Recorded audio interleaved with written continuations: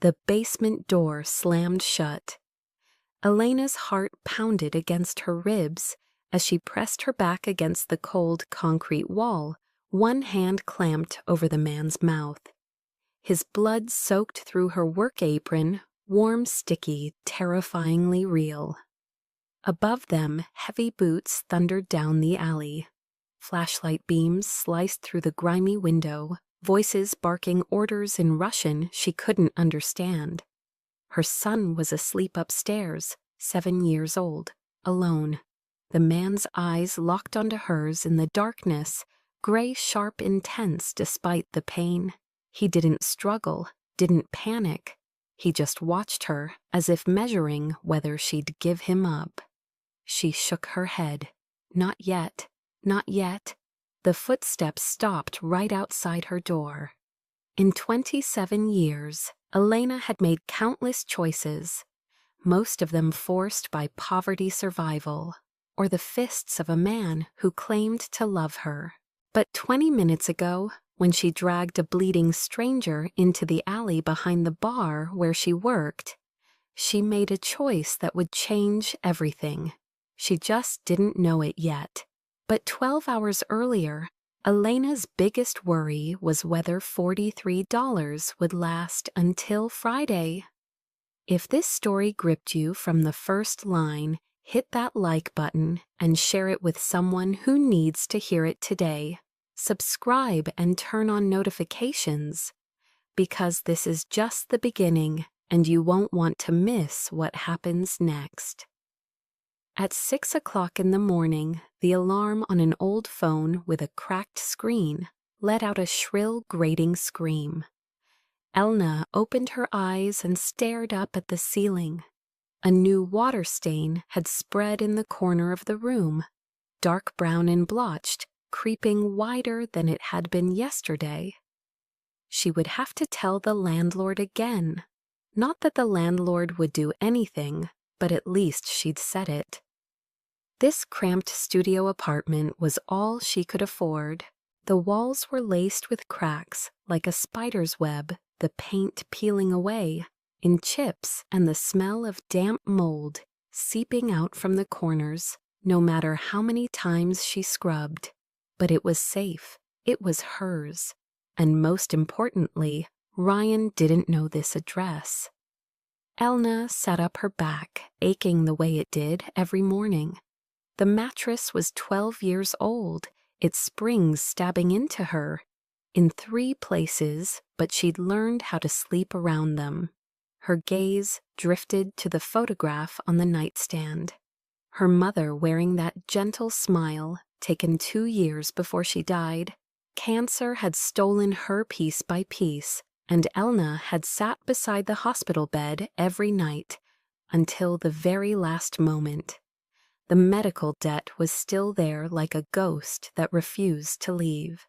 "I'm trying, Mom," she whispered to the picture. "I'm still trying." She got to her feet and tugged her sleeve down to cover the faint scar along her arm. An old habit. Weak sunlight slipped through the thin curtain as she walked to the small table by the kitchenette. She opened her wallet and counted every bill slow and careful. $20, $30, $40, $43. Friday was still 4 days away. The rent was 5 days late. The electric bill had a red stamp that said final warning, $43 and 4 days. She'd done this math 100 times. It was never enough, never enough. A soft rustle came from the fold-out bed in the corner. Noah shifted in his sleep, hugging a worn stuffed bear she'd bought from a thrift store for $2. A 7-year-old boy with brown curls like his mother's and wide brown eyes. In sleep, he looked strangely peaceful. No nightmares, no crying out for her in the middle of the night. Elna sat on the edge of the bed and smoothed his hair back. "Wake up, sweetheart. It's time for school." Noah opened his eyes heavy with sleep. "Good morning, Mom. Good morning, baby." In the kitchen, Elena toasted 2 slices of bread and spread on a smear of peanut butter. So thin it was almost nothing. She mixed powdered milk with water stirring until it looked like real milk. Noah climbed onto the chair at the table, his legs swinging because his feet still couldn't reach the floor. He didn't complain about breakfast. He never complained. That hurt Elena more than anything. A 7-year-old shouldn't know how to ask for nothing. Halfway through the meal, Noah pulled a wrinkled sheet of paper from his backpack. "Mom, my school has a trip to the Science Museum next week." She took the paper from him. $20, nearly half of what she had. "But I don't have to go anywhere," Noah said quickly, his voice so light Elena almost didn't catch it. "I can stay at school. Tommy isn't going either." "It's okay, Mom." A 7-year-old was trying to protect his mother from feeling guilty. Elena wanted to cry. She wanted to pull him close and promise that everything would be all right. But she'd made too many promises she couldn't keep. "Let me look at the budget again," she said, her voice steady, as if $20 weren't a small fortune. "Maybe I can make it work." Noah's eyes brightened for a moment. Then he nodded and bent back over his food. Elena watched him, watched the way he counted each bite of bread so he could eat slowly, stretching breakfast out. 7 years old, and already he knew how to ration food? What kind of father lets that happen? What kind of mother lets that happen? Elena clenched her hand beneath the table. "You're going on that trip," she swore silently. "You're going to see dinosaurs and spacecraft and all the things other kids get to see. Somehow, I'll find a way. I always find a way." They walked to school because the bus cost $1.50 each way. Elena held Noah's hand, that small warmth resting in her palm. The Chicago morning was sharp and chilly, their breath turning into little clouds in front of them. Noah's coat was a bit too short, his wrists showing, but he didn't say he was cold. Never said it. Along the way, Noah talked about yesterday's math test, about how he'd placed third in the class, about how the teacher said he had potential. Elena listened smiling and felt her heart melt and break at the same time. Her son was smart. Her son deserved more than this. At the school gate, Elena knelt and straightened his collar. "Do well, okay, I'll pick you up at 4 o'clock. "Yes, ma'am." Noah hugged her, then ran into the schoolyard. He looked back and waved once before disappearing behind the gate. Elena stood there for a few seconds longer watching, then turned toward the office building where she worked her first job of the day. She'd made it halfway down the block when her phone vibrated. The name on the screen tightened her stomach into a hard knot. Linda Hoffman, the legal aid attorney she'd met twice over the past year. Elena swallowed and answered. "Hello, Ms. Martinez. I have news I need to tell you." Linda's voice wasn't like. It usually was heavier, more careful. Elena stopped in the middle of the sidewalk. People rushed past, shoulders brushing as they hurried to work, but she stood still as if she'd turned to stone. "Ryan Carter has been approved for early release for good behavior. He'll be out within the next 6 months. And Ms. Martinez, he's filed a petition for visitation." The world around Elena seemed to stop spinning.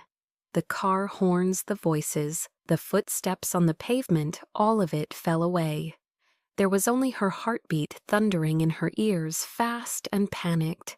Ryan, that name. She remembered the last night, lying on the kitchen floor, the taste of blood in her mouth, her ribs feeling like knives every time she tried to breathe. Noah, 4 years old, standing in the doorway, eyes wide, tears streaming down his face, calling for his mother in a trembling voice. That was the night she picked him up, walked out the door, and never went back. Ms. Martinez. Are you still there? Linda's voice pulled Elena back into the present. She drew in a deep breath and forced herself to stay calm. What do I need to do? You need a custody litigation attorney. Our legal aid only covers advice and some basic paperwork. If you want to fight his visitation petition, you need a lawyer who specializes in family law. How much would it cost silence for a second? Around $3,000 to get started. Maybe more if the case gets complicated. $3,000. Elena almost laughed. She didn't have $20 for her son's field trip, and they were asking her for $3,000. But she didn't laugh. She didn't cry. She straightened her back on a Chicago sidewalk and stared straight ahead. I'll find a way. Ms. Martinez, I understand you're in a very difficult situation. But if you don't have legal representation, the court may lean toward him. He's completed his sentence, and legally he has rights. He doesn't have any rights. Elena's voice was steel cold as ice. He beat me for 4 years. He made my son wake up from nightmares every night. He doesn't get to come near Noah, not ever. I understand how you feel. But the court needs evidence. It needs an attorney. It needs money. Elena hung up. She stood there another 10 seconds staring at the phone in her hand. $3,000, 6 months. She had 6 months to earn money she hadn't been able to earn in 3 years. But she would. She didn't know how, but she would. For Noah. For the eyes of that 4-year-old boy crying in the kitchen doorway that night. For the vow Elena had made that she'd die before she ever let Ryan touch her son again. She slipped her phone into her pocket and kept walking. Work was waiting. Money was waiting. A fight was waiting. And Elena Martinez wasn't the kind of woman who gave up. At 8 o'clock in the morning, Elena swiped her employee badge at the back entrance of the City Trust Financial Tower. 73 stories of glass and steel where the wealthy made in an hour what she couldn't make in a whole year. She changed into her uniform in the staff room, a pale blue shirt with the cleaning company's logo, then pushed her janitorial cart into the elevator. The top floors were the worst, not because the work was heavier, but because of what she had to see. Elena wiped down solid oak desks, each one costing as much as a full year of her rent. She emptied trash bins overflowing with leftovers from catered lunches. Salads still untouched because someone changed their mind and decided they wanted sushi. Sandwiches wrapped in foil, bitten once and tossed. Expensive coffee, still more than half full.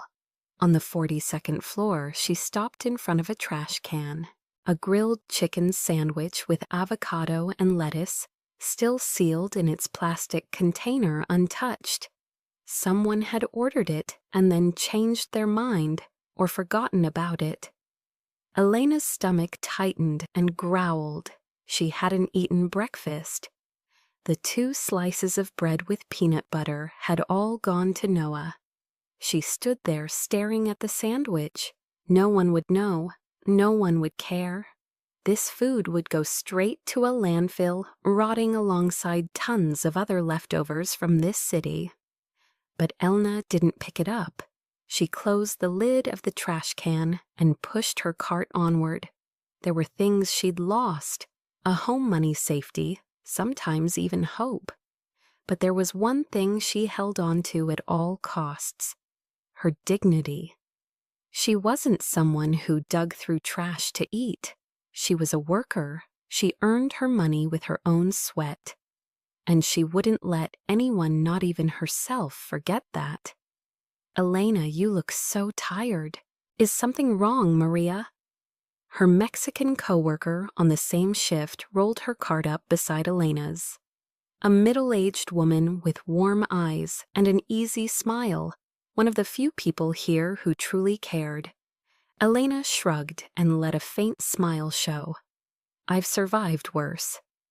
Maria studied her for another second as if she wanted to ask more, then nodded. She understood that some stories didn't belong in a staff break room. If you need anything, just tell me. Thanks, Maria. At 2 o'clock in the afternoon, Elena finished her shift and picked Noah up from the school's free after-school program. He ran out to her holding up a drawing of a big house with a flower garden and a swing set. That's our future house. Mom Noah said, his eyes lighting up. I'll have my own room and you won't have to work so much anymore. Elena took the drawing and tried to swallow the lump rising in her throat. It's beautiful, sweetheart. I'm going to keep it safe. They went home and Elena made a simple dinner for Noah, pasta with canned tomato sauce. He ate happily while she changed and got ready for her night shift at the bar. At 6 o'clock in the evening, there was a knock at the door. Mrs. Kowalski, her 67-year-old Polish neighbor, stood outside holding a book and a box of cookies. Go to work, dear. I'll watch the boy. Elena, not for the first time, felt her eyes sting. Mrs. Kowalski didn't have much. Her apartment was as cramped and worn down as Elena's. Her husband had died 5 years ago. Her pension was only enough to get her through the days. But she still came here every evening Elena went to work to watch Noah without taking a single cent. Thank you, Mrs. Kowalski. I don't know what I'd do without you. The older woman waved it off. Neighbors help each other. Back in Warsaw, the whole neighborhood raised children together. Now go on, or you'll be late. Elena kissed Noah on the forehead, reminded him to behave with Mrs. Kowalski, then stepped outside. The Chicago night was cold and damp, the smell of coming rain in the air. She pulled her coat tighter and walked fast toward the rusty nail bar at the end of the street. She didn't know that in a few hours her life was going to change completely. At 9 o'clock in the evening, the rusty nail was crowded like every Friday night. This was a working people's barman who put in long days at factories and construction sites, women who worked night shifts at hospitals and convenience stores. There were no fancy cocktails here, no smooth jazz drifting through the air, just cheap beer, domestic whiskey, and the tired noise of old rock songs coming from the coin-operated jukebox in the corner. Elena moved between tables, balancing a tray of drinks, clearing empty glasses, ignoring the way men's eyes followed her. She was used to it. The crude flirting, the vulgar jokes, the hands that reached out on purpose when she passed by. She'd learned to smile just enough to keep the tips coming, but stay cold enough that they wouldn't mistake it for interest. Hey, sweetheart, pour me another one. The voice came from a man at table 3, drunk as hell, his eyes fixed on her chest instead of her face. Or you could sit here and talk to me for a while. Elena set his beer down, her tone even. Here's your beer. If you need anything else, call the bar. She turned away before he could say more. 11 years ago, words like that would have made her blush or made her afraid. Now they were just noise. She'd endured far worse from one man alone. Around 10 o'clock, while Elena was wiping down a table in the back corner, she noticed the girl, young maybe, 19 or 20, sitting by herself with a glass of water that had been empty for a long time.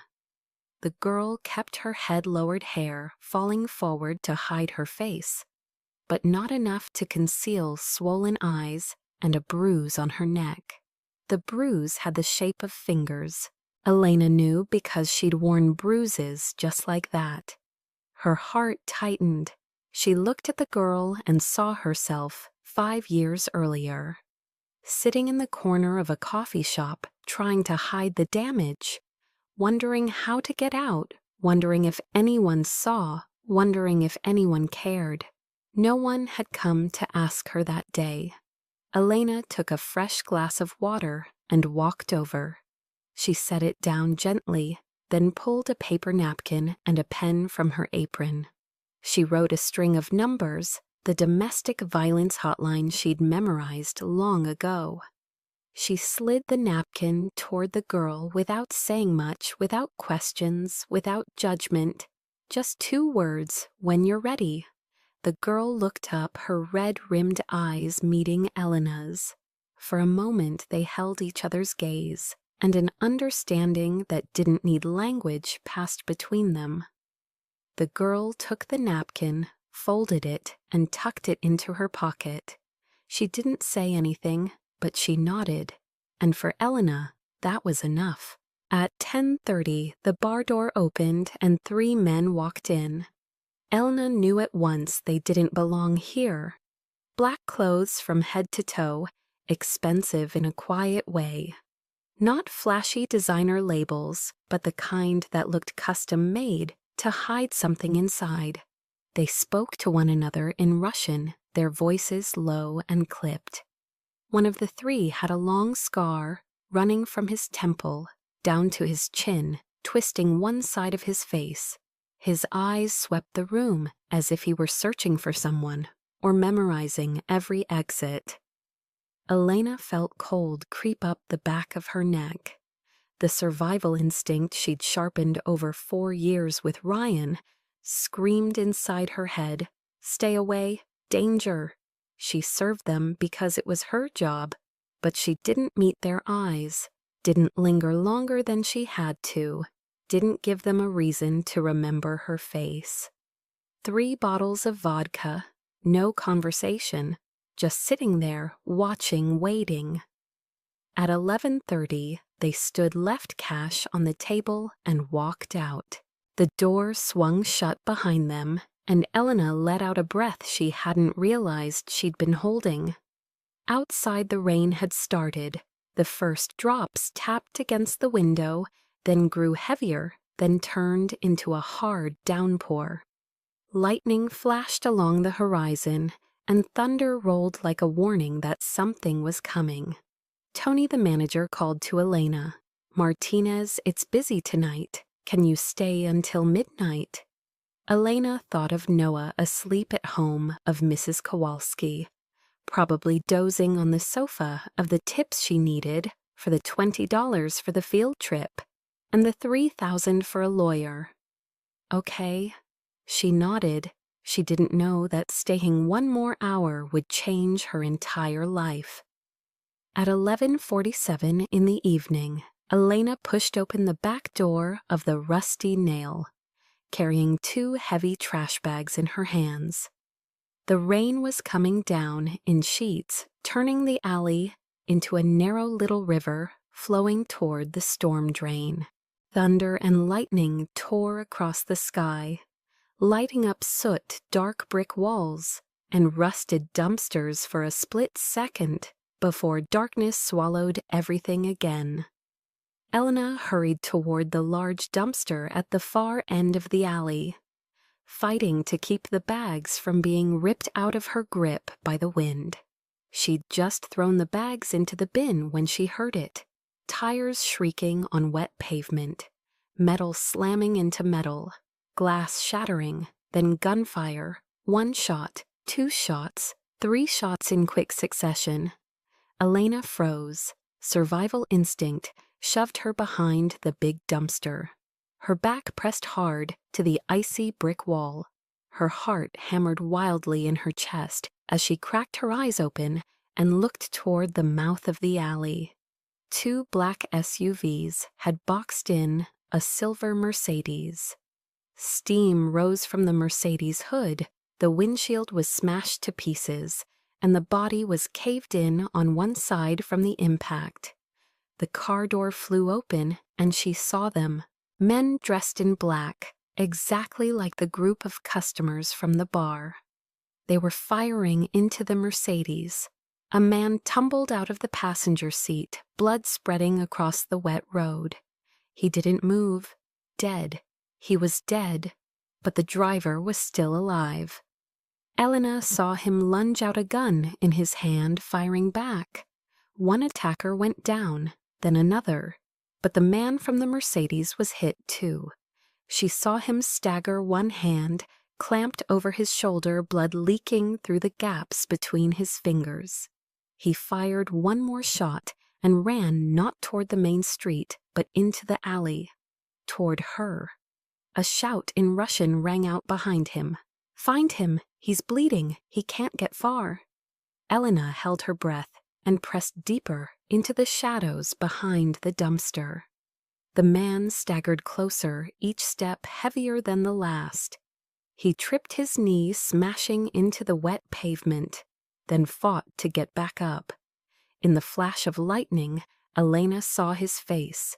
Black hair plastered down with rain and blood-sharp angles, a faint scar along his jaw, and eyes the color of cold steel and through the pain. He lifted his head, and their eyes met. For 1,000th of a second time, seemed to stop. Elena saw him look at her, realize she was hiding there, weigh whether she was a threat or an opportunity. He didn't beg, he didn't plead, he only stared at her with the eyes of a man who'd already accepted death and still wanted to live. She knew that look. She'd seen it in the mirror every day for 4 years. Footsteps pounded at the mouth of the alley. They were coming. Elena could run. This wasn't her problem. Who this man was, she didn't know. What he'd done, she didn't know. Maybe he was bad. Maybe he deserved to die. This wasn't her war. She had Noah at home. She had her own life to protect. Running was the right choice. Running was the safe choice. But in that moment, she remembered the young girl in the bar, the swollen eyes and the bruise on her neck. She remembered herself 5 years ago, lying on a kitchen floor, begging for someone to help, and no one came. She remembered neighbors who heard her screaming and pretended they didn't. Friends who saw the bruises and didn't ask. Strangers who watched her cry on the street and kept walking. Someone hadn't helped her when she needed it, and she'd sworn to herself she'd never be that person. Elena didn't think anymore. She moved. She rushed to the man, grabbed his uninjured arm, and yanked him upright. "Come with me, right now." Her voice was only a whisper, but it landed like an order. The man looked at her for a second, maybe surprised, maybe suspicious, but he had no other choice. He nodded. Elena pulled him along, threading through the pitch-black alley she'd walked hundreds of times on the way from the bar to home. She knew every corner, every stair, every shortcut. The rain poured so hard, it felt like it wanted to drown them, but it also washed away the blood trail behind them. Back there, running feet and Russian voices shouting. They were in the alley. They were chasing. Elena ran faster, dragging the man with her, her heart beating like it might explode. She didn't know what she was doing. She didn't know who he was. She only knew one thing. She wasn't going to let him die in this alley tonight. The rain lashed Elena's face like whips as she dragged the man through the dark alley. She knew this area like the back of her own hand. Every broken step, every blind corner, every shortcut. Only people who'd lived here long enough would know. Left at the green dumpster squeeze, through the gap in the fence behind the laundromat, cut across the backyard of the abandoned building. The man struggled to keep up his breathing heavy and jagged every step costing him twice the strength it should have. Blood dripped from his shoulder onto the wet ground, red streaks, thinning in the rainwater and then disappearing. "Why are you helping me?" His voice was hoarse, almost swallowed by the rain. Elena didn't look back, didn't slow down, because I know what it feels like when nobody helps at all. She didn't say anything else. No explanation was needed. It was all the truth she could offer right now. They ran through the third alley and turned into a narrow passage between two buildings. Elena heard footsteps behind them, distant but closing. They weren't giving up. They were splitting up, sweeping every alley, every corner, every stretch of street. And they were shrinking the distance. Faster, she whispered, yanking his arm. The man stumbled his foot, catching on a concrete lip, and he fell. His knee slammed into the wet pavement, a groan breaking from his mouth even as he tried to swallow it down. Elena stopped and turned. He was on his knees, one hand braced on the ground, the other still clamped over the bleeding shoulder. His face looked paper white in the weak glow from a far-off street light. Sweat and rain mingling together. I can't. His voice was frail, barely more than a whisper. Leave me. Elena stepped in, grabbed his collar, and hauled him up with a strength she didn't know she had. Shut up. I didn't drag you this far so you could quit halfway. His gray eyes fixed on her, something flashing there, surprise or admiration, or simply the inability to understand her. But he stood. He kept moving. The footsteps behind them were closer. Russian echoed through the alley, sharp and vicious.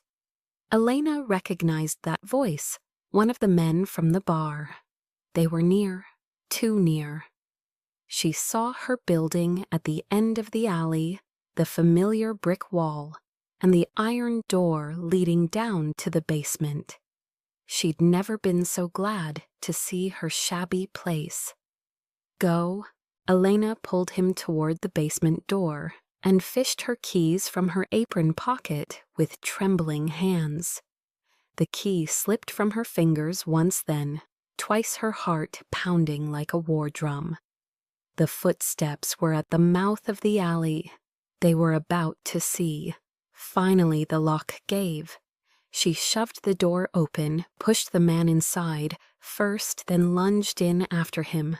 The basement door slammed shut just as the footsteps appeared at the end of the alley.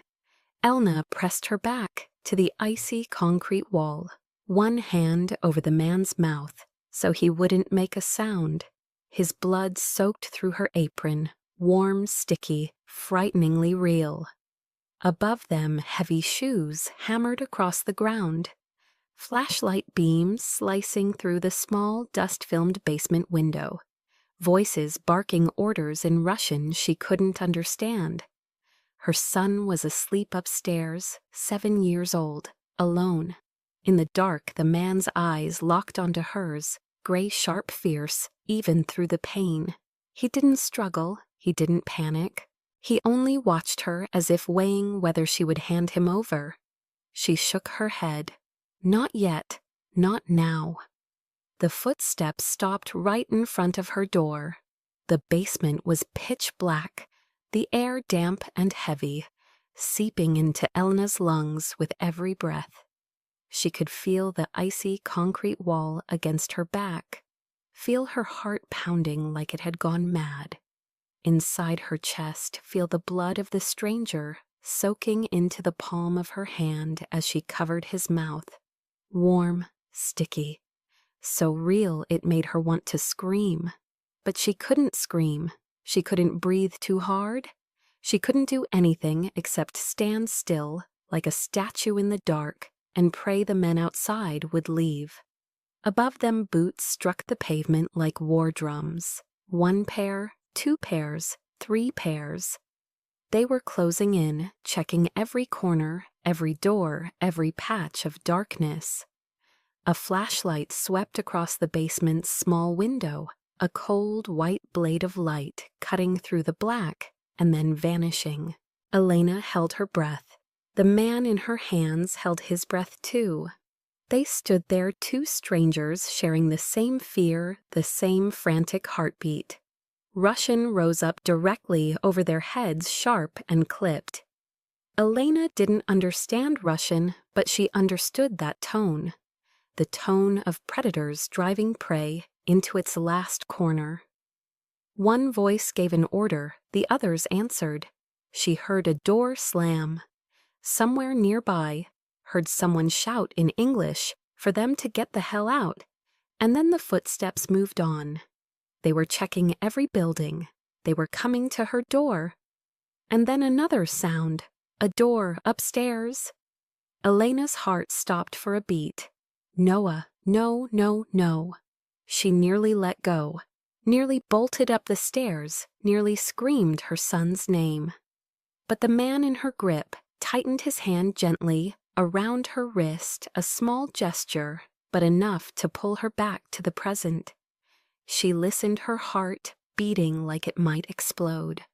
A window rattling against its frame. Wind, just wind. She'd forgotten to close the kitchen window. Dear God, it was only the wind. Elena let out her breath relief, so sharp her knees wanted to give way. But she couldn't afford to be weak. Not yet. The man eased her hand away from his mouth, slowly, carefully making sure there was no sound.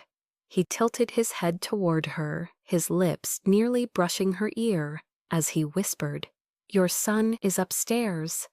Elena nodded in the darkness. She didn't speak, but she stared straight into his gray eyes. And in that stare was a message clearer than any words. "If you hurt my child, I'll kill you before they ever get the chance." The man looked at her for a long moment. Then he nodded. A small, slow nod, like a vow without language. He understood. And he accepted. Footsteps stopped right in front of her basement door. Elena stopped breathing. She heard someone say something in Russian. Then the doorknob yanked hard. Once, twice. Metal hit metal, a harsh grating sound in the stillness. She thanked her own habit, always locking every door, always checking twice, always afraid enough to be careful.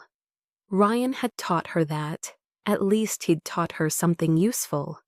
The door didn't budge. The lock held. Russian came again, the voice frustrated and impatient. Then the boots moved, fading away, to the next door, the next corner, the next block. Elena waited.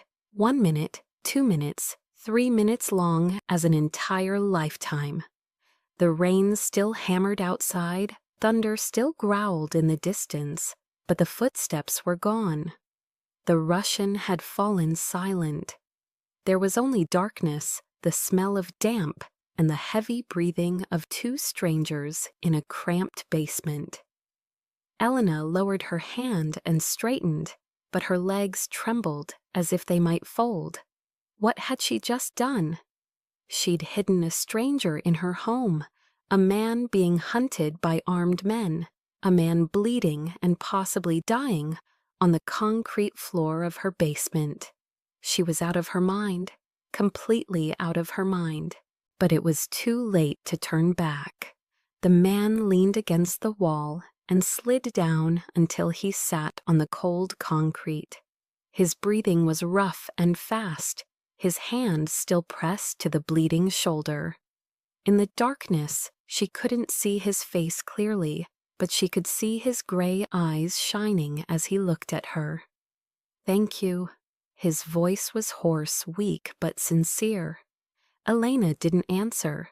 She turned away, climbed the stairs, and went to check on Noah. Noah was sleeping hard, his stuffed bear clutched tight in his arms, his breathing steady and peaceful. Elena stood in her son's doorway for a long time, watching him in the dim glow of the star-shaped night light. He knew nothing about what was happening in the basement. He knew nothing about the bleeding man in their home, and Elena was going to keep it that way. She eased Noah's door shut, then went back down to the basement.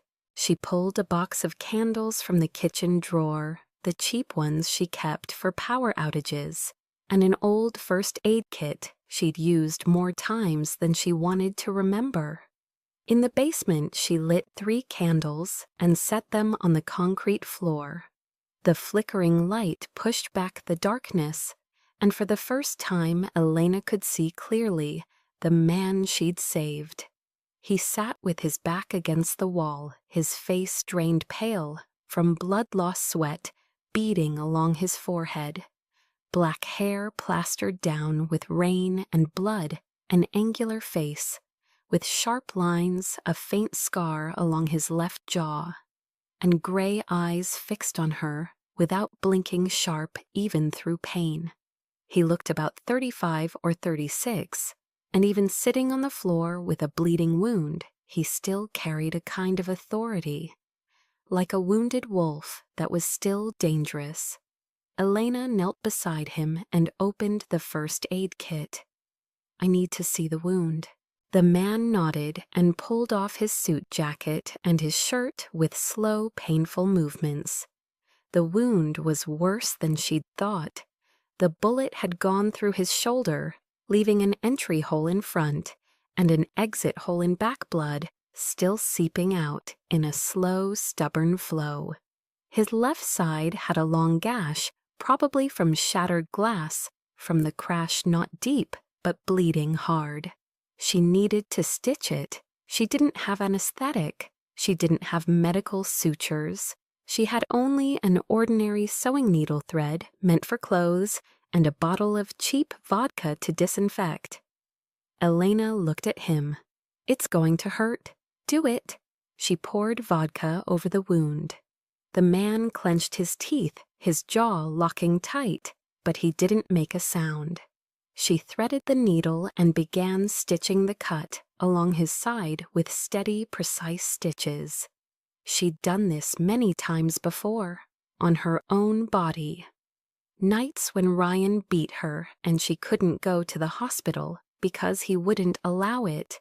Times she stitched herself up in the bathroom, biting down on a towel so she wouldn't scream tears pouring down as the needle went through her skin. She'd learned how to heal herself because no one else was going to do it for her. "You've done this before." The man's voice wasn't a question, it was an observation. "I had to learn." Elena said, her eyes never leaving the stitches. "There was nobody else to help me." Silence. She could feel his gaze on her moving from her face down to her arms. Her sleeve had ridden up as she worked, exposing the faint scars on her forearm. Scars she always tried to hide, scars that told the story of 4 years in hell. The man saw them. She knew he saw them. But he didn't ask. He didn't say a word about those scars. And somehow that silence was worth more than 1,000 empty comforts. She finished the stitches on his side and moved to the shoulder. More complicated, deeper, more painful. The man still didn't cry out. He only watched her work with those unblinking gray eyes, his breathing heavy but controlled. When she wrapped the last bandage, he spoke. "Who are you?" Elena asked, her voice calm as if she were asking about the weather. "Dominic Corsetti." Elena's hand stopped. She knew that name. Who in Chicago didn't Corsetti? The most notorious Mafia family in the city. And if this man was Dominic Corsetti, then he wasn't just a member. He was the boss. She had dragged a Mafia boss into her home. She had hidden a Mafia boss in her basement, directly beneath her son's bedroom. "I should throw you out right now." Elena's voice was cold as ice. "Yes," Dominic said strangely, calm. "You should, but you won't." Elena stared straight into his eyes, unblinking, unflinching. "Don't tell me what I will or won't do." They looked at each other in the candlelight. 2 strangers with histories full of scars, both literal and not. Dominic was a Mafia boss, dangerous, someone she should have avoided. But Elena wasn't afraid. She'd lived 4 years with Ryan, 4 years of fists and curses, and the fear that came every time he walked into a room. She'd looked into the eyes of the devil every night and survived. She wasn't afraid of any man anymore, not even a mafia boss. "Why are they hunting you?" Elena asked after she finished wrapping the last bandage. She leaned back and sat against the wall across from him, keeping a safe distance from the man in the trembling candlelight. If she was hiding a mafia boss in her home, then at the very least she needed to know why. Dominic was silent for a long time, gray eyes fixed on nothing, as if he were arranging his thoughts. Then he began to speak. "My uncle, Victor Corsetti. He betrayed me." Dominic's voice was low and steady, no emotion on the surface, but Elna could hear the hurt buried deep beneath it. "Victor is my father's younger brother. When my father died 10 years ago, I inherited the family. Victor always believed he deserved it more. He waited, he planned, and now he's moving." Elena remembered the Russian men in the bar, the gunfire in the alley, the man falling out of the Mercedes. Those Russians, Volkov. Dominic nodded. "Russian Mafia. Victor made a deal with them to bring me down. Tonight was a staged ambush. Marco, my bodyguard, the only person I trusted, completely died, so I could get out." Elena watched him, trying to read truth from the hard planes of his face in the dark. "But why would your uncle betray you? Why now?" Dominic looked at her for a long moment before he answered. "Because I'm trying to leave." Silence. Elena wasn't sure she'd heard him right. Leave the Mafia. I've been trying to get out for 3 years." Dominic said, his voice worn out, shifting the business to legal operations. Real estate restaurants, a transportation company. No more illegal gambling, no more loan sharking, no more protection rackets. Victor and men like him don't want that. They want dirty money. They want power. They want everything to stay the way it was. "Why should I believe any of this?" Elena asked her skepticism. Plain. "You're a mafia boss. You could say anything." Dominic gave a small shrug, then winced when the movement pulled at his shoulder wound. "You don't have to believe it. But you asked."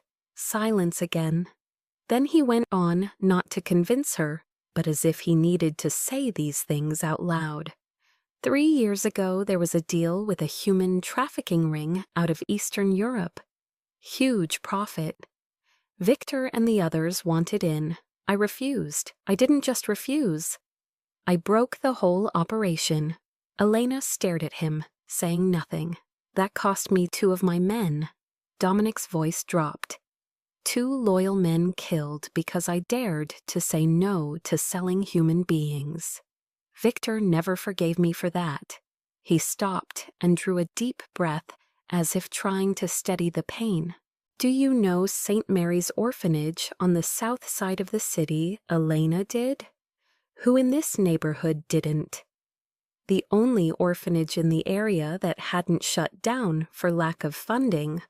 Always enough food and clothes for the children, always money for repairs and upgrades. People said there was an anonymous benefactor supporting it. I've been sending them money for 5 years, Dominic said. Anonymous. The sisters think it comes from the legacy fund of a businessman who passed away. They don't know where it really comes from, and they don't need to." Elena didn't know what to say. She wanted not to believe, it wanted to think. It was just a story meant to soften her up, but his voice didn't sound like persuasion. He spoke as if he were talking to himself more than to her. "The shops around here." Dominic continued. "Mr. Kim's grocery, Mrs. Rossi's bakery, the Gonzalez brothers' auto shop. Why do you think they don't have to pay protection money the way other places do. Elena suddenly remembered. She'd heard neighbors talking about how this block was strangely safe, no gangs harassing anyone, no one coming around to collect protection. She'd always thought it was luck. "I protect them," Dominic said, "from my own people." "Why are you telling me all this?" Elena asked. "Because I want you to know I'm not only the monster the papers write about." Dominic looked straight into her eyes. "I've done terrible things, I don't deny it, but I'm trying to change. And that's why they want me dead." A long silence. Then Elena asked the most important question. "If they want you dead, why didn't they just shoot you in the head out there in the alley? Why chase you because they need me alive? At least until they get what they need." "What do they need? Evidence," Dominic said, his voice turning darker. "For 10 years I've been collecting evidence on everything. Corruption in the police department, politicians, taking bribes, judges on the take, Victor and his people's dirty deals. It's all stored somewhere safe with an automatic trigger." Elena understood at once. A dead man's switch. "If I die without disabling it, all of it gets sent automatically to the FBI, the press, and every agency with authority. 18 people go to hell with me. Cops, politicians, judges, and Victor too." Elena sat there feeling like cold water had just been poured over her head. She wasn't only hiding a mafia boss in her basement. She was hiding a bomb. A bomb that could tear apart an entire underground power system in Chicago. And the men hunting him would never stop until they found him or found a way to defuse that threat. Elena looked up toward the stairs where Noah slept, unaware of the storm that was coming. She had brought that storm into her own home. At 3 o'clock in the morning, Elena was sitting in silence after her conversation with Dominic when she heard it. Small footsteps on the stairs, one step at a time, slow and sleepy. Her heart clenched. Noah. She sprang to her feet and rushed up the stairs so fast she nearly tripped, stopping the boy just before the door that led down to the basement. Noah stood there in pale blue dinosaur pajamas, his eyes red and still wet with tears, his arms wrapped around his worn stuffed bear. He was trembling not from cold, but from something worse.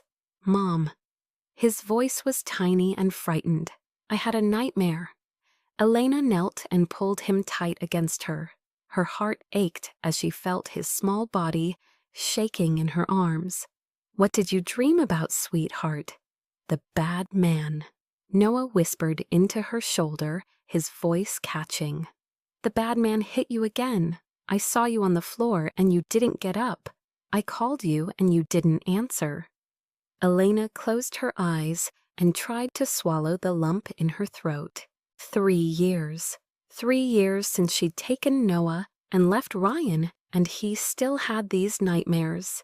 He still remembered what he'd seen when he was only 4. The screaming, the punches, his mother on the kitchen floor not moving. "There's no bad man here, baby," Elena whispered, smoothing his hair.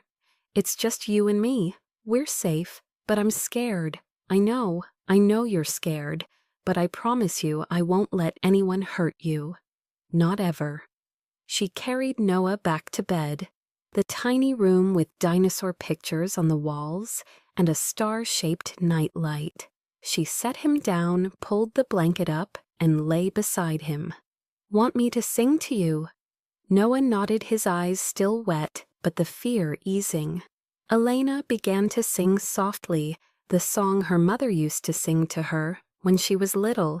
A gentle melody, calm and steady. Her voice wasn't beautiful, but to Noah, it was the safest sound in the world. She sang until his breathing evened out, until the small hand loosened around the stuffed bear. until she was sure the nightmare had gone at least for tonight. She kissed his forehead, rose carefully, and closed the door. Then she went back down to the basement. Dominic was still there, but the way he looked at her had changed. No more cold appraisal, but something close to respect. He's afraid of his father. Dominic said not a question. Yes. Elena answered, her voice flat. And you, Elena, looked straight into his gray eyes, unblinking, unyielding. I used to be afraid. Not anymore. She sat down with her back against the wall, her eyes fixed on nothing. I didn't leave because I was brave. I left because I realized I'd rather die fighting than live like that. Silence. Dominic didn't speak. He only watched her with gray eyes that had seen too much darkness in his life. The last night he beat me so badly I thought I was going to die. Elena continued, her voice steady, unshaken. I was on the kitchen floor, staring up at the ceiling, and I thought, if this is my last night, then what? What happens to Noah, who's going to protect him? And I realized that if I stayed, I would die. Maybe not that night, but it would come. And Noah would grow up with a father who would do the same thing to anyone that boy ever loved. She looked at Dominic, so I got up. I picked up my son, and I walked out the door. No money, no plan, nothing but the determination that I would never let him touch us again. Dominic was silent for a long time. Then he said, his voice low and sincere, "You're stronger than most of the men I know." Elena gave a small laugh, joyless. "I'm not strong. I just don't have anything left to lose." At 6:30 in the morning, the weak first light of dawn had barely slipped through the old curtain when the knocking started. Not the gentle knock of a neighbor or the familiar knock of Mrs. Kowalski. This was hard, decisive, full of authority, the knock of someone who wasn't used to waiting. Chicago police. "Open up." A man's voice came from the other side, low and cold. Elena froze in the kitchen where she was making coffee with hands that trembled from lack of sleep. She glanced down toward the basement where Dominic lay still in the darkness after she'd told him not to make a sound. Then she looked toward Noah's room where her son was still sleeping, hard after last night's nightmare. Chicago police. "Open the door now." The knocking came again, louder, more impatient. Elena drew in a deep breath, smoothed her hair, and walked to the door. She peered through the peephole, an old habit, from the years with Ryan, always checking before opening, always bracing for the worst. Two men stood outside, no police uniforms, no patrol car parked out front, no warrant in their hands. Just street clothes, black jackets, and the posture of men who were used to threatening others. Elena had seen enough kinds of people in her life to recognize it. These weren't cops. She opened the door, only a crack, her face calm as if she had nothing to hide. "Can I help you?" One of the men stepped closer, tall, with a hard, angled face and eyes cold as steel. "We're looking for a man, injured. Might have run through this area last night." "Did you see anything?" Elena looked straight into his eyes, not blinking, not hesitating. She'd learned how to lie from 4 years with Ryan, how to keep her face smooth when neighbors asked about bruises, how to tell stories about falling down the stairs without so much as a flutter. "I got off work at midnight, came home, went to sleep. That's it." The man stared at her for a moment, as if trying to read something on her face. Then, without asking, without waiting to be invited, he walked right inside. Elena wanted to scream, wanted to shove him back out, but she knew reacting too strongly would make them suspicious. She stayed still, tracking him with eyes that didn't move away. He paced around her tiny living room, looked into the kitchen, looked down the hallway that led to Noah's room. When he lifted a hand to scratch his neck, his sleeve slid up, and Elna saw it. A tattoo on his wrist, Cyrillic letters twisted, together the same kind of tattoo she'd seen on the wrist of one of the men at the bar last night. Russian Mafia. They weren't police, they were Volkov's men. Nice place you've got here, the man said, his tone almost playful. Raising a kid alone must be pretty hard, huh? It wasn't a compliment, it was a threat. They knew about Noah. They wanted her to know they knew. Elena felt her blood rise, not with fear but with anger. An anger she'd held down for years, the anger of a woman who'd been threatened too many times and had nothing left to lose. Get out of my home, right now. Her voice was steel cold as ice. The man turned back to her eyebrows, lifting in surprise. What did you say? You heard what I said. Elena took a step forward, not backing up, not shaking. You're not police. You don't have a warrant. You don't have any right to be in my home. Get out of here. The two men looked at each other, surprise plain on their faces. They were used to people who were afraid, people who backed down, people who lowered their eyes. They weren't used to a thin woman in a shabby apartment, staring at them like she was ready to tear them apart if they took one more step toward her child's room. The tall man gave a soft laugh, but it didn't reach his eyes. Fine, we're leaving. He pulled a business card from his pocket and set it on the table. If you remember anything, call this number. There's a reward for useful information. Elena didn't look at the card, didn't look away. She held their gaze until both men stepped back out the door. Then she shut it, locked the bolt, slid the chain. She stood there with her back against the door, and for the first time since they'd appeared, she allowed her hands to shake. She trembled so hard she had to wrap her arms tight across her chest, fighting to control her quick, ragged breathing. But she didn't collapse. She didn't cry. She didn't panic. She'd faced Ryan for 4 years. She'd faced poverty for 3.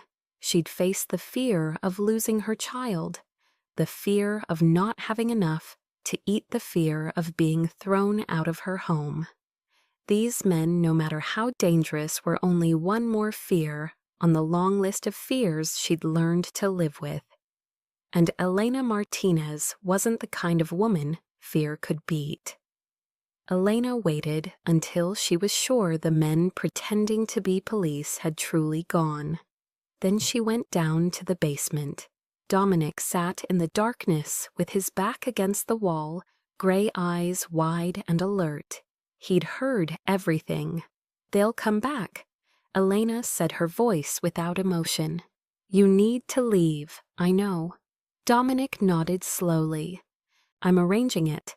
How long tonight? He pulled a phone from his jacket, a phone Elena hadn't realized he still had. Lorenzo, my man, will be here at 8 o'clock. He's one of the few people I can still trust. 14 hours. Elena did the math in her head. 14 hours of keeping a wounded mafia boss in her basement, while the Russian mafia hunted through the neighborhood. 14 hours of praying they wouldn't come back. 14 hours of pretending everything was normal in front of Noah. All right, she said, then turned and went up the stairs. Noah woke up at 7 o'clock, remembering nothing about last night's nightmare. He ate breakfast, got dressed, and chattered about the science presentation he was doing today. Elena listened, nodded at the right moments, smiled at the right places, while her mind was somewhere else entirely. She took Noah to school, like she did every day, walking the familiar streets holding his hand with a grip that still trembled a little. At the gate, she kissed Noah's forehead longer than usual. "I'll pick you up at 4 o'clock, okay? I love you, Mom. I love you too." Noah waved and ran into the schoolyard, and Elena stood there watching until he disappeared behind the gate. On the way home, she walked more slowly than usual, giving herself time to think. What had she done? She'd dragged a bleeding stranger into her home. That stranger turned out to be the Mafia boss of one of the most powerful families in Chicago. She was hiding him from killers, putting herself and her son in danger, and she didn't even know why. Or maybe she did. She remembered Dominic's eyes when he spoke about stopping the trafficking ring. She remembered the sound of his voice when he talked about St. Mary's Orphanage. She remembered the way he looked at her when she talked about Ryan, not with pity, not with judgment, but with the eyes of someone who understood what darkness was. Dominic Corsetti was a Mafia boss. He'd done terrible things, he admitted that. But he was also someone trying to change, trying to get out, trying to become someone better, who didn't deserve a second chance. She'd been given her own second chance when Mrs. Kowalski rented her this apartment without a credit check, when the rusty nail manager gave her work without asking too many questions, when strangers helped her in the moments she thought she couldn't go on. Maybe this was how she paid those debts back, by giving another stranger a chance. When Elena got home, she opened the refrigerator and stared at the familiar emptiness. A few eggs, some wilted vegetables, and a nearly empty bag of rice. She cooked porridge, the only thing she could make, out of what was left. She filled a big bowl, grabbed a bottle of water, and carried it down to the basement. Dominic was lying on his side with his eyes closed, but he opened them the moment he heard her steps. She set the bowl of porridge and the water bottle on the floor beside him. "Eat. You'll need strength to get out of here." Dominic pushed himself upright, slowly wincing as the shoulder wound pulled tight. He looked at the porridge, then at her, and in those gray eyes there was something Elena didn't fully understand. "Thank you for all of it." "Don't thank me." Elena said, her voice steady but not cold. "Just don't make me regret this." She turned and went back up the stairs without looking back. 12 more hours. She would pick Noah up from school, feed him dinner, put him to bed. Then at 8 o'clock, Dominic's man would come, and all of this would be over. She would forget last night. She would go back to her normal life with $43 and $3,000 to find, and an ex-husband about to get out of prison. Normal. As if last night had never happened. But deep down, Elena knew that some things once changed could never go back to the way they were. The afternoon moved as slowly as molasses. Elna picked Noah up at 4 o'clock, fed him dinner, helped him with his homework, then read to him until he fell asleep. Mrs. Kowalski didn't come today because Elena told her she wasn't working, and Elena was quietly grateful for that. The fewer people who knew what was happening in this apartment, the better. When Noah was sleeping soundly, Elena went down to the basement with 2 cups of hot tea. She didn't know why she was doing it. Maybe because there were still 3 hours until 8 o'clock, and she didn't want to sit alone with her thoughts. Maybe because she was curious about the man sitting in the darkness beneath her home. Dominic took the tea, nodded his thanks. His wounds looked better, no longer bleeding, though his face was still pale from blood loss. They sat in silence for a while, candlelight flickering and throwing strange shadows across the concrete walls. Then Dominic spoke, his voice low and distant. "I have a sister, Lucia. She died 10 years ago." Elena didn't say anything, only listened. She was only 22. Dominic went on, his eyes fixed on nothing, as if he were staring into the past. Smart, joyful, always believing in the good in people. She hated what our family did. She always told me I could be better, that I didn't have to follow my father's path. "What happened?" Elena asked softly. "A rival family. They kidnapped Lucia to force me.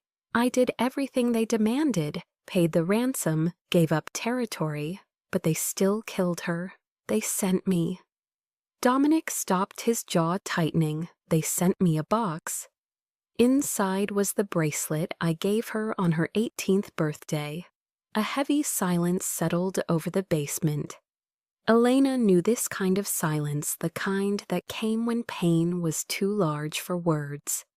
"I built an empire to avenge her," Dominic said, bitterness in his voice. "I destroyed the family that killed her one by one, one by one. I became the monster they were afraid of. And then one night I realized Lucia wouldn't want any of this. She would hate what I'd become." He looked at Elena, gray eyes full of ghosts. "That's when I started trying to change. You talked about the orphanage, about protecting the shops in this neighborhood." "Yes." Dominic nodded. "I can't change what I've done, but I can change what I will do. St. Mary's Orphanage, I fund them because Lucia used to volunteer there every weekend. The shops around here, I protect them because this is where Lucia loved to come. Mrs. Rossi's bakery, she used to buy cannoli there every Saturday. Mr. Kim's grocery, she used to help him stock shelves when she was a student." "Why are you telling me this?" Elena asked. "Because I want you to know I'm not only the monster the papers write about." Dominic looked straight into her eyes. "I've done horrible things. I don't deny it. But I'm not only those things." Elena studied him for a long moment. Then she spoke, calm but sincere. "I don't care what you are. I care what you do." Dominic fell silent, as if the words had touched something deep inside him. "And you?" he asked after a while. "Your ex-husband, what did he do to you?" Elena didn't answer right away. She stared down at the cup of tea in her hands, steam curling up into the cold air of the basement. She didn't want to tell. She never wanted to tell. But there was something about this man, about the way he'd just opened himself to her with his own pain, that made her feel like she could. "He hit me," she said simply, "for 4 years." Dominic didn't speak, only listened, and his silence was the greatest gift he could give her in that moment. "Yes," she nodded. "But I hit back when I left and took Noah with me." She looked up, and there was a fire in her eyes no one could put out. "That was the hardest punch I ever landed on him, and he'll never recover from it." Dominic looked at her, and in the trembling candlelight, she saw something change in his eyes. Not attraction, not hunger, but pure respect. "You're stronger than anyone I've ever met," he said. Elna gave a small smile, her first in the past 24 hours. "I'm not strong, I'm just stubborn." Dominic laughed, a small, quiet sound, almost surprised, as if he'd forgotten he could laugh. And Elena realized it might have been the first time in years he'd truly laughed. They sat there in silence, two strangers with different scars, but the same kind of pain. No promises, no romantic gestures, nothing but a quiet understanding between two people who'd seen darkness and still chose to keep walking. 2 more hours until 8 o'clock. Elena didn't know what would happen after tonight. She didn't know if she would ever see Dominic Corsetti again. But she knew one thing. In this dark basement, in the damp air and trembling candlelight, something had shifted. Not love, not romance, just two human beings truly seeing each other for the first time. At 8 o'clock in the evening, exactly, the knocking came. 3 knocks a pause, then 2 more.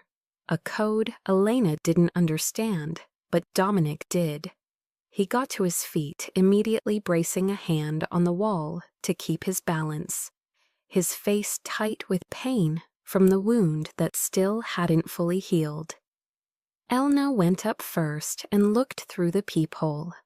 A man stood outside, around 40 salt and pepper hair, a weathered face, with eyes that never stopped scanning the street. He wore a black coat, hands in his pockets, carrying himself like someone accustomed to danger. She looked down toward the basement and nodded at Dominic. "Your man." Dominic climbed the stairs, each step heavy and painful. When she opened the door, the man outside let out a breath of relief. "Boss, the car's ready. We need to go now." "Thank you, Lorenzo." Dominic nodded, then turned to look at Elena. She stood beside the door with her arms folded, her face unreadable. This was goodbye. This was the moment her life went back to normal, or at least the closest thing to normal she could have. Dominic pulled a thick envelope from the inside pocket of his jacket and set it on the small table by the door. Elena looked at the envelope, then at him, her brow knitting. "No," she said, firm. She pushed the envelope back toward him. "This isn't charity." Dominic said, his voice serious. "You saved my life. This is the least I can do to repay you." "I didn't do it for money," Elena replied, her eyes locked on his. "I don't want your money." Silence. Lorenzo stood at the doorway, glancing inside with open curiosity.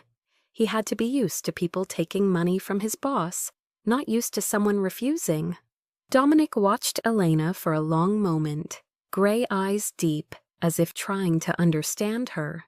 Then he nodded slowly, and in that nod was a kind of respect Elena had never seen from any man. He understood. She wasn't someone you could buy. She wasn't someone who accepted handouts even when she was desperate. She had something money couldn't purchase, something people 1,000 times richer than her still didn't have. Self-respect. "At least take this." Dominic pulled a small black card from his wallet. No name, no logo, only a phone number printed in silver ink. He held it out to Elena. "If you ever need help, real help, call this number. No conditions, no strings." Elena looked at the card in his hand. She thought of Ryan, of the court date coming, of the $3,000 she needed for a lawyer, of all the things the future could bring that she couldn't predict. She took the card, not because she planned to use it, not because she wanted to owe him anything, only because she knew there were moments in life when a person needed a lifeline even if they didn't want to admit it. She made no promises. She didn't say thank you. She just slipped the card into her pocket.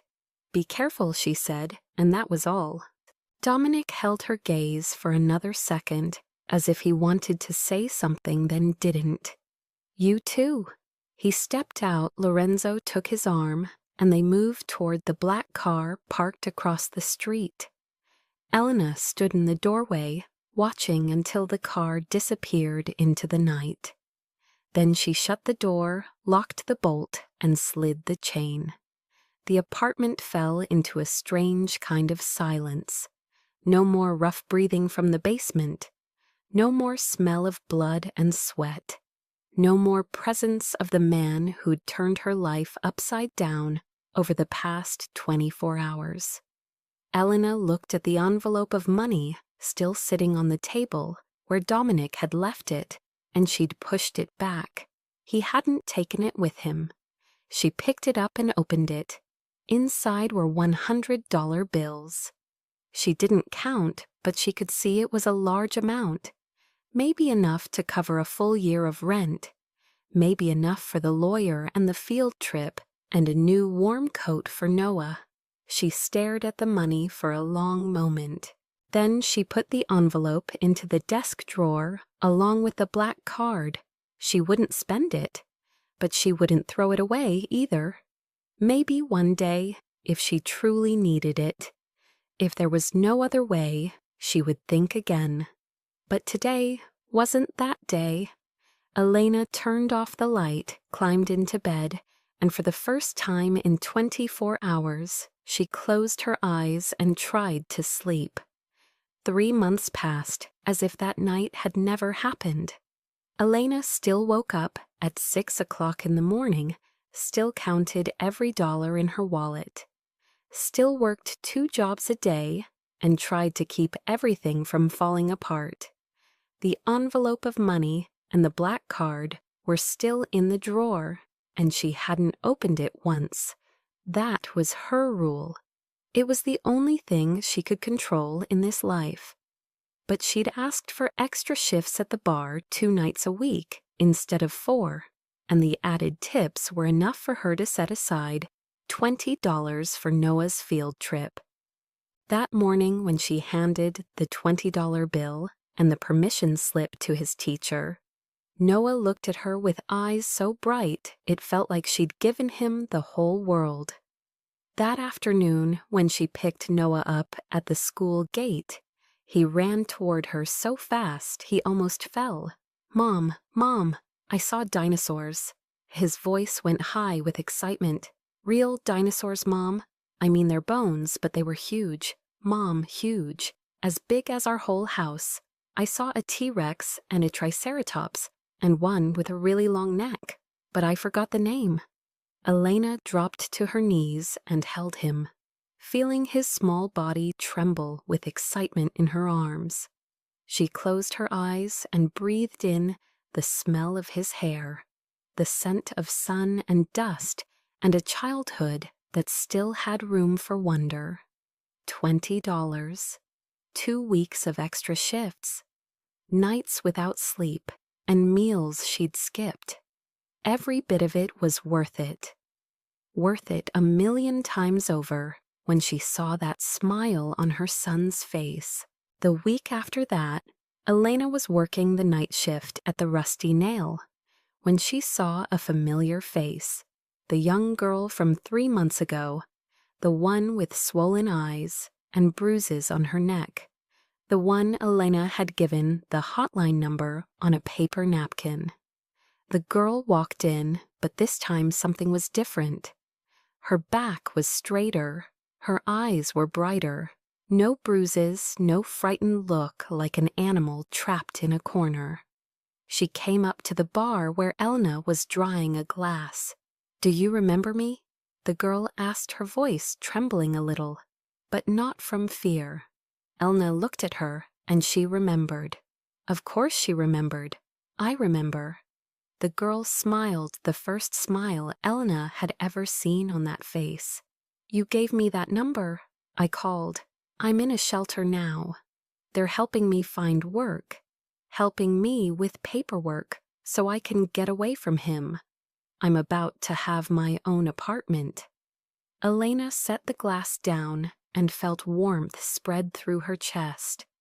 "I'm proud of you." The girl looked at her eyes shining with tears. "How did you know that I needed help?"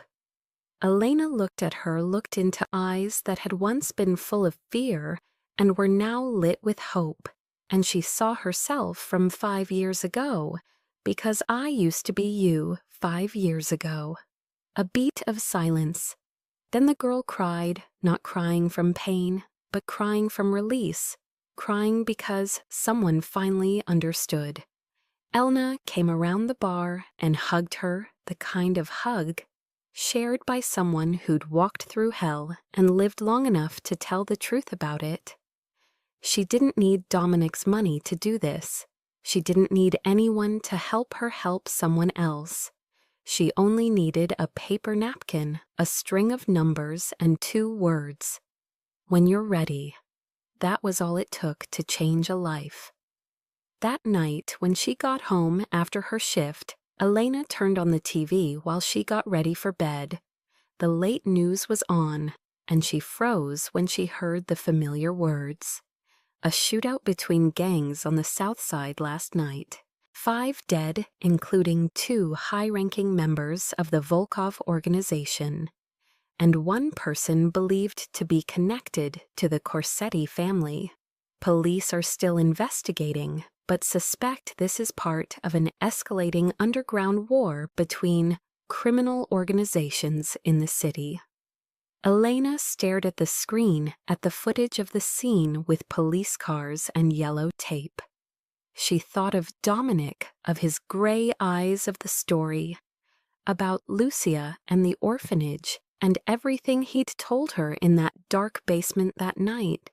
He was still fighting. He was still trying to escape the underworld he'd been born into. And that fight was getting bloodier by the day. She looked toward the drawer where the black card still lay untouched. She could call. She could ask if he was all right. But she didn't. Her life and his were 2 different worlds that had collided by chance in a rainy night and then drifted apart again. She had Noah to take care of. She had work to do. She had her own life to live. And Dominic Corsetti, whoever he was, whatever he was doing, wasn't part of that life. Elena turned off the TV, turned off the light, and climbed into bed. But before she fell asleep, she still whispered a prayer that he would survive his war. Not because she cared, only because the world already had enough people who tried to change and then quit halfway through. 6 months after that rainy night, Elena went to pick Noah up from school like she did every day. She walked through the familiar iron gate and looked toward the playground where children were running around, waiting for their parents. But today something was different. She felt it before she saw it. A coldness crawling up her spine as if someone were watching her. Then she saw him. Ryan was leaning against the fence, across from the school gate, his hands in his pockets, carrying himself like he had a right to be there. He was thinner than he'd been 3 years ago. Cheekbones, hollow skin, pale from years without sunlight in prison. But his eyes hadn't changed, still those eyes cold, calculating, full of the control she'd endured for 4 years of hell. "Hi, Elena, miss me." His voice floated over, sweet with fake warmth, the voice he used in front of other people to hide the monster underneath. Elena's heart kicked hard, but not from fear, from anger, from hatred, from everything he'd taken from her. "Mom!" Noah's voice came from behind her, small and trembling. He'd seen, he'd recognized him. Even after 3 years, even though he'd been only 4 when they left, Noah still remembered. The boy ran to hide behind her both hands, clutching the hem of her shirt, his body shaking like a leaf in a storm. Elna felt his fear travel through those small fingers gripping her, and that more than anything made her anger burn until her blood felt hot. She turned, knelt to Noah's level, her voice calm and gentle, even though something inside her was on fire. "Noah, go back inside the school. Wait for me in the office." "But Mom." "Go, sweetheart. I'll be right there." Noah looked at her, looked toward Ryan, then looked back at her. He nodded and ran through the gate, glancing back twice before disappearing into the office doorway. Elena straightened and faced Ryan. She didn't step back, didn't lower her eyes, didn't avoid his stare. She looked straight into the eyes of the man who'd been her nightmare, and she didn't blink. "What do you want? I just want to see my son," Ryan said, still wearing that sweet fake tone. "He's my kid. I've got rights." No. One word, simple, final. No explanation, no apology, no trembling, just no. Ryan's face shifted for a moment, the sweetness falling away to show the hardness underneath. The court says I've got rights. He took one step closer. I filed for visitation. The law's on my side. The court doesn't know what you did to me. Elena said, her voice cold as steel. But I do. And I've got proof. Hospital records, police reports, photos. Ryan stopped for a second, then kept coming closer, trying to use his height and his body to intimidate her the way he had 1,000 times before. You think some papers are going to stop me? Elena didn't move. She held his gaze, and in her brown eyes there was a fire Ryan had never seen in her before. No, but I will stop you. Ryan laughed the sneering laugh she'd heard too many times. You my good little wife. What are you going to do? I survived 4 years with you. Elena said, her voice not shaking at all. I raised my son alone for 3 years. I worked 16 hours a day to keep a roof over his head and food in his stomach. You think I'm still afraid of you? You think your shadow still owns me? She took a step toward him, and this time, Ryan was the one who stepped back. He didn't realize it right away, but Elena did. She saw the hesitation in his eyes, the surprise of facing a woman who was nothing like the trembling wife who lowered her head 5 years ago. I'm not the Elena I used to be, she said, her voice low but full of force. I died that night, the night you beat me, for the last time. And the woman standing in front of you now is someone who walked through hell and came back. You can't touch me anymore. Not with your fists. Not with your threats. Not with anything. Ryan stared at her, and for the first time in the 7 years he'd known Elena, he saw something in her eyes that made cold creep down his spine. No fear, no obedience, no victim, only a woman ready to fight to the end to protect her child. And he hesitated. For the first time in his life, Ryan Carter hesitated in front of Elena Martinez. Ryan wasn't used to being challenged. He wasn't used to Elena looking him straight in the eye instead of lowering her head. And when that hesitation passed, the old instinct rose up. He reached out, aiming for her wrist, the way he had 1,000 times before, that controlling grip, that claiming grip, the grip that said she belonged to him, and nothing could change that. But this time was different. Elena knocked his hand away before he could even touch her, the motion, fast and final, like something she'd practiced in her mind 1,000 times. Don't touch me. Each word came out like a bullet, cold and lethal. Ryan froze, with his hand still lifted in the air, eyes wide with shock. This wasn't the Elena he knew. This wasn't the small wife who used to flinch under his hand. This was someone else entirely, someone dangerous in a way Ryan couldn't understand. Right then, an engine sounded at the curb. A sleek black car pulled up and stopped a few yards away. The door opened and Dominic Corsetti stepped out. He looked nothing like he had on that rainy night 6 months earlier. No blood, no wounds, no hunted desperation. Now he stood in a perfectly cut black suit, hair slicked back, carrying the power and danger of a man used to controlling everything around him. Dominic didn't come closer. He stayed back, leaning against the car with his hands in his pockets, gray eyes taking in the scene like a panther watching prey. He didn't step between Elena and Ryan. He didn't play the hero rescuing a damsel. He simply stood there, silent, impossible to ignore. "Everything okay?" Dominic asked, his tone calm with an edge beneath it. Elena looked at him, then looked back at Ryan. She didn't need anyone to fight for her. She didn't need anyone to save her. She only needed to know she wasn't alone anymore. "I'm fine," she said. "I can handle it." Dominic nodded once, a small nod, and stayed where he was. ready to step in if he had to, but respecting her enough not to do it for her. He understood this was Elena's fight, and she needed to win it herself. Ryan looked at Dominic, and for the first time the arrogance on his face wavered. He didn't know who Dominic was, but he recognized danger when he saw it. Dominic's stance, his gaze, the way he occupied the space around him, like the whole world belonged to him. This wasn't an ordinary man. This was someone Ryan, for all his aggression, didn't want to tangle with. "This is family business," Ryan said, trying to keep his voice steady, but the tension still showed. "Doesn't involve you."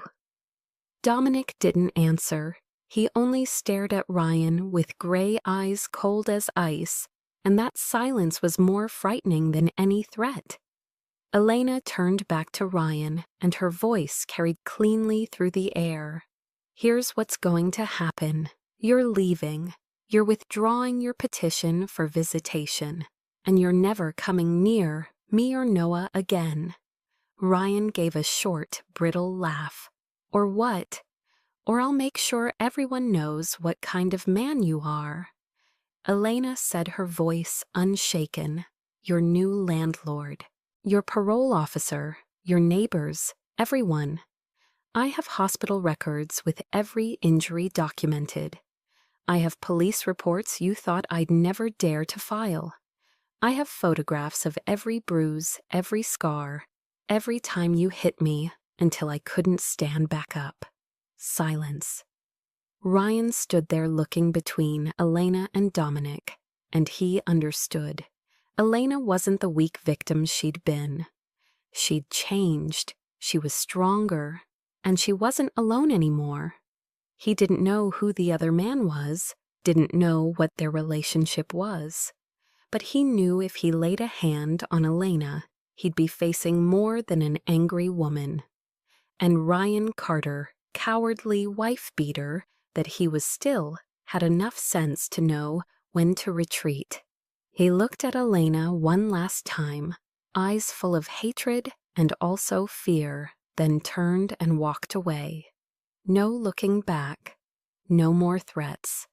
Just his hunched back, fading around the corner of the street. Elena stood there watching until he was gone, completely. Then she let out a long breath she hadn't realized she'd been holding. She'd done it. She'd faced her nightmare, and she hadn't stepped back. She'd won. Ryan was gone, and Elena stood there staring at the corner where he'd disappeared, feeling like 1,000-pound stone had just been lifted off her chest. She let out a long, shaky breath and only then realized her whole body was trembling. Not from fear, from relief, from the simple truth that she'd finally faced the devil from her past and hadn't stepped back. Footsteps behind her, and Dominic came to stand beside her, still keeping a respectful distance. "You didn't need me," he said, his voice calm but carrying something like admiration. Elena turned to him, to the familiar gray eyes she hadn't seen in 6 months. He looked healthier, stronger, no longer the desperate man bleeding out in her dark basement on that rainy night. "No," she answered honestly, "but thank you for being here." Dominic gave a small nod. "I told you I'd make sure he never hurt you again." Elena studied him, and something settled into place. For 6 months, while she lived her ordinary life, Dominic had been watching. He'd known about Ryan, known about the court date coming, known about the day he'd be released. And he hadn't come here by accident today. He'd come to make sure she was safe, but he hadn't stepped in. He'd let her fight her own battle. "I made sure of that myself." Elna said, not accusing, only stating the truth. "You just reminded me I'm not alone anymore." They stood there in silence for a moment, not needing words to understand each other. Two people from two different worlds colliding by chance on one rainy night, and somehow changing each other's lives without ever promising anything? Mom, a small voice called from the school gate. Elena turned and saw Noah running toward her, his face worried and curious too. He'd waited in the office like she told him, but maybe he'd looked out the window and seen Ryan leave. "Are you okay, Mom?" Noah asked, arms wrapping tight around her. "I'm okay, baby." Elena dropped to her knees and hugged him, breathing in the familiar smell of his hair. "Everything's okay now. Everything's going to be okay." Noah lifted his head and looked at Dominic standing a few steps away, a child's eyes full of curiosity. "Is he your friend, Mom?" Dominic looked at Elena, waiting for her answer. He didn't assume anything didn't claim any place in her life. He let her decide. Elena looked at her son, then at Dominic, then back at her son. "Yes, he's my friend." Noah studied Dominic for a moment as if making up his mind, then nodded with the simple acceptance of a child. Hi, Noah." Dominic replied, his voice gentler than Elna had ever heard it. "Your mom talks about you a lot. Really?" Noah's eyes widened and he looked at his mother with pride. Elna smiled and smoothed his hair. "Go grab your backpack, then we're going home." Noah nodded and ran back inside, glancing over his shoulder to wave at Dominic before disappearing through the door. When the boy was gone, Elena stood and looked at Dominic. "How did you know I'd be here today?" "I've been watching Ryan since he got out," Dominic said plainly. "I knew he'd come looking for you. I wasn't going to let that happen without someone here." Elena didn't know how to feel about that. Part of her wanted to be angry that he'd been tracking her life without saying so. But another part, the bigger part, was only grateful. "And what about you?" she asked, changing the subject. "How's your war going?" Dominic looked off into the distance, gray eyes thoughtful. "It's almost over. The evidence will come out next week. Victor, the Russians, the corrupt cops, all of them. And I made a deal. Immunity in exchange for testimony." He looked at her, and in his eyes was something Elena had never seen before. "Peace. I'm free now, Elena. Truly free. No mafia, no empire, no darkness. Just me and a chance to start over." Elena looked at him, at the man who had once been a mafia boss, who had once bled out in her basement, who had once been the city's nightmare. Now he stood here in the afternoon sun, talking about freedom and starting over. "I'm happy for you," she said, and she meant it. They looked at each other, and there was something in the air, something unnamed, something not spoken aloud. But no one said the word love. No one made promises. There was no romantic kiss, no syrupy confession. Just two people who'd walked through darkness, standing side by side in sunlight, understanding they didn't have to fight alone anymore. Noah came running back out with his backpack slung over his shoulder, and the moment ended. Elena took her son's hand, gave Dominic a small nod. "Thank you for everything." Dominic nodded back. "You know my number. If you ever need anything, I know." Elena gave a faint smile. Then she walked Noah home, not looking back, but she knew Dominic watched them until they disappeared around the corner. 1 year after that fateful rainy night, Elena was sitting on her old sofa in her apartment when the evening news came on. She almost spilled her tea when the headline crawled across the screen. "The biggest bust in Chicago history. 18 arrested in a sweeping operation targeting corruption and organized crime." She set the cup down, eyes locked on the television as the anchor began reading the list of arrests. Victor Corsetti, charged with treason murder for hire money laundering and running a criminal enterprise. 3 high-ranking members of the Volkov Russian Mafia, charged with drug trafficking, human trafficking, and multiple other crimes. 4 police officers, including a deputy superintendent, charged with taking bribes and covering up crimes. 2 city-level politicians and a federal judge charged with corruption and obstruction of justice, and many more, 18 people in total. A web of crime and corruption that had been rooted in Chicago for decades, all of them pulled down in a single night. The broadcast continued with footage of Victor Corsetti in handcuffs, being led out of a building, his face twisted with rage and fear. Then the anchor said what Elena already knew before she heard it. According to sources inside the FBI, these arrests are the result of a multi-year investigation, supported by an anonymous source who provided detailed evidence on the entire network. An anonymous source. Elena knew exactly who that was. She glanced toward the dining table where Noah was doing homework with Tommy, his best friend from school. The 2 boys were giggling about something, completely uninterested in the news on television. The apartment was still the same apartment, but it felt different now. Elena had fixed the cracks in the walls, painted everything. A brighter white replaced the old curtain with a new one. Still small, still in a working-class neighborhood, but now it truly felt like home. She'd been promoted at her cleaning job 6 months ago now, a team lead with 3 people under her and $3 more an hour. Not rich, but enough. Enough that she didn't have to count every dollar. Enough that Noah could go on field trips without her skipping meals. Enough that she could breathe without feeling like she was choking. Her phone buzzed on the table beside the sofa.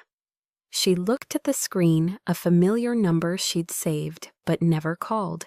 She picked up. "It's done." Dominic's voice came through, and she could hear the smile in it.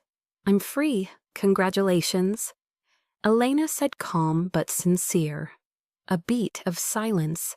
Then Dominic spoke again, and there was a hesitation in his voice she'd never heard before. "I want to see you, if you're willing." Elena looked toward Noah, looked at the small apartment she'd built with sweat and tears. She thought about the past year, about what she'd survived, about the woman she'd become. She didn't need a man to save her. She didn't need anyone to complete her life. But maybe, just maybe, she could allow someone to step into it. On her terms. Coffee, Saturday, 10 o'clock in the morning. The diner on 5th Street, she said, decisive. Her schedule, her place, her life. If he wanted to see her, he would have to play by her rules. "I'll be there," Dominic said, and she could hear the smile in his voice. She ended the call and looked out the window. The sky was darkening, streetlights beginning to glow. Somewhere in this city, a criminal empire had just collapsed. And the man who built it was also the man who destroyed it. On Saturday at 10 o'clock in the morning, Elena sat in the diner on 5th Street, a small, ordinary place where she and Noah liked to get breakfast on weekends. She ordered a cup of coffee and waited. Dominic arrived right on time, wearing a simple shirt and jeans, looking nothing like the Mafia boss in the black suit she remembered. He slid into the booth across from her ordered black coffee, and they looked at each other. No grand promises, no romantic confession, no movie-style breathless kiss. Just 2 people who'd walked through darkness, sitting in an ordinary diner drinking coffee and talking about ordinary things. About the weather, about Noah and his school, about Dominic's new work, a legitimate real estate company he was building from the ground up, about what they might do with a future they both had now. When they said goodbye outside the diner, Dominic asked, "Next week, same time, same place." Elena looked at him at gray eyes that had once been filled with darkness and now held something like hope. She didn't know what the future would be. She didn't know what they would become to each other. Friends, lovers, or just two strangers meeting every Saturday for coffee. But for the first time in years, she didn't need to know. She only needed to know that today, right now, she was living. Truly living. "Okay," she said, "next week." 6 months after that first cup of coffee. Elena's life had changed in ways she never could have imagined. She was still a team lead at the cleaning company, still waking up at 6 o'clock in the morning, still walking Noah to school every day. But something was different now. She'd paid the lawyer in full herself $3,000 earned from extra shifts and tips, saved one bill at a time. She didn't need Dominic's money. She didn't need anyone to rescue her. She'd rescued herself. Ryan never came back. Not because he was afraid of Dominic, but because he was afraid of Elena. He'd looked into her eyes that day outside the school gate and seen something he'd never seen in the 7 years he'd known her. A woman willing to fight to the end. A woman with nothing left to lose and everything to protect. He'd withdrawn his petition for visitation, moved to another city, and vanished from their lives as if he'd never existed. Every Saturday night, after leaving Noah with Mrs. Kowalski, Elena volunteered at the women's shelter on the south side of the city. No pay, no sponsor needed. Just her time, 2 hours a week, sitting with women who'd lived through what she'd lived through. That night, as Elena was sorting paperwork at the reception desk, the shelter door opened and a young woman walked in. The girl looked maybe 23 or 24, hair, a mess, eyes, swollen bruises mottled across her cheekbone. She stood in the doorway, trembling, her panicked eyes darting around like an animal driven into a corner. Elena recognized that look. She'd seen it in the mirror every day for 4 years. Elena stood, walked over, and spoke in the gentlest voice she had. "You're safe now." The young woman looked at her, tears starting to spill. How do you know Elena sat beside her and took her shaking hand? "Because I used to sit where you're sitting, and someone helped me see that I was stronger than I thought." The young woman cried, and Elena held her, letting her cry until there were no tears left. Then Elena helped her fill out the paperwork, find a bed, and promised that tomorrow things would start getting better. When Elena stepped out of the shelter, it was late. The Chicago sky was clear, a few rare stars glittering through the city's glow. A familiar black car was parked across the street, and Dominic was leaning against it, waiting. He didn't come into the shelter. He didn't intrude on her work. He was simply there every Saturday night to get her home safe. They didn't live together. They didn't marry. They didn't make any grand promises. They were simply learning each other one step at a time, one day at a time. Two people who'd walked through darkness, learning how to trust again.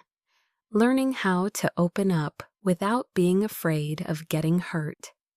Elena looked up at the sky and thought about her mother, about the gentle smile in the photograph on her nightstand. She thought about the rainy night 1.5 years ago when she'd pulled a bleeding stranger into an alley behind a bar. She thought about the young woman who'd just walked into the shelter with panicked eyes and bruises on her cheek. The chain of kindness kept going, from one person to another, from one generation to the next. No money needed, no power needed, just someone willing to stop and help. People ask me why I helped a stranger that night. I didn't know he was a mafia boss. I didn't know it would change my life. I only saw someone bleeding, someone afraid, someone alone. I had been that person. I wished someone would have helped me, so I helped him. Not because I'm special, but because anyone can do it. One choice, one moment. That's all it takes. The chain of kindness doesn't need money. It doesn't need power. It only needs someone willing to stop and help. Maybe that someone is you. Today, this story reminds us that kindness has extraordinary power. It can change a life, save a soul, create a chain of goodness that keeps spreading without end. Elena isn't rich, she isn't powerful, but she has something more precious than anything. She has the courage to help others, even when she herself is struggling. And that is the greatest lesson we want to send to you. Dear friends, the story of Elna and Dominic ends here. We want to ask you, how did this story make you feel? Did it touch your heart? Have you ever faced a similar moment in your own life when you had to decide whether to help a stranger or not? Please share your story in the comments below. We'd truly love to hear what you feel straight from the deepest place in your heart. If this story touched your soul, please hit the like button, share this video with the people you love, and don't forget to subscribe to the channel and turn on notifications so you don't miss the moving stories we'll bring you every day. We wish all of you watching this video good health, a joyful life, and days filled with peace and happiness. Remember, your kindness, no matter how small, can change someone's entire world. Thank you for taking the time to follow this story. Goodbye, and we'll see you in the next video.